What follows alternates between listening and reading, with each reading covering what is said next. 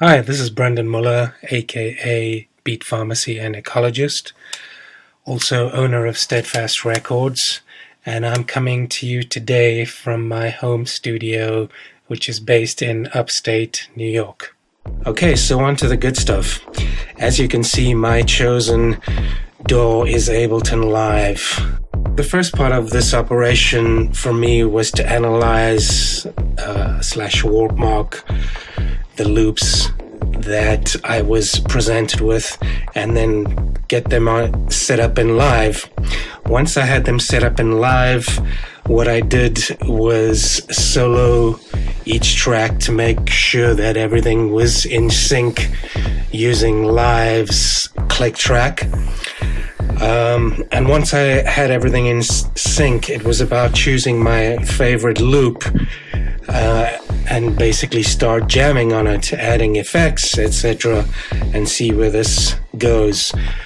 I always find that you gravitate towards the most exciting loop, and that eventually becomes the dominating force in the track.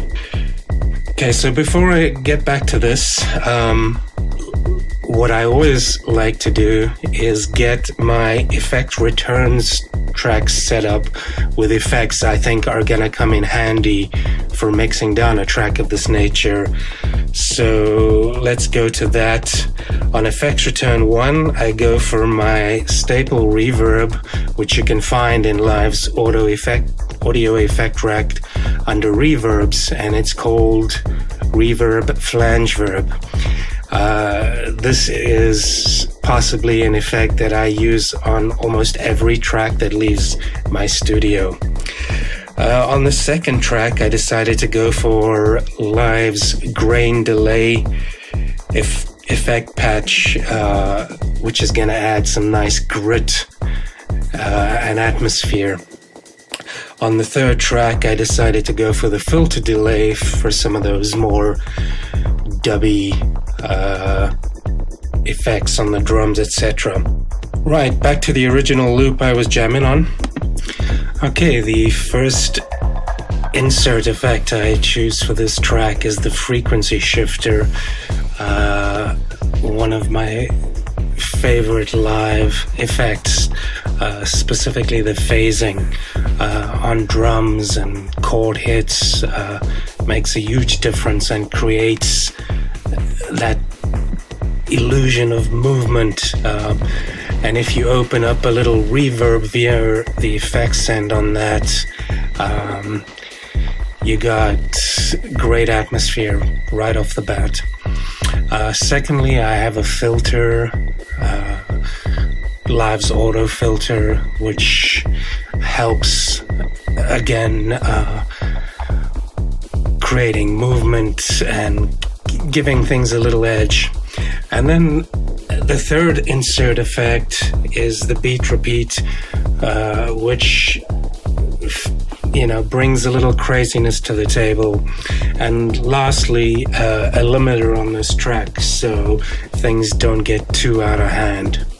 I also decided to add a couple of extra drums to what I was given. The ride cymbal, which you can hear going, which I played in, just using Live's simpler. Then there's also the cabasa, sort of very subtle in the background, just to sort of add a groove. I played that in and added a little delay and gave it sort of a real sort of dub reggae groove. Okay, next let's talk about adding some effects to the drums. What I like to do is basically assign all the controls that I have to my controller so that I can add delays and phasing using the knobs rather than using the mousepad on my laptop. I just find that brings a much more fluid and live feel to the effects. Great way to also again create that feeling of movement. onto the final stages, the arrangement. What I like to do here is basically just play around. I mean, it's like a canvas. You know, you just place different elements and then you listen over and over again. Experimentation. What I enjoy about great techno tracks personally is the hypnotic effect that they tend to have.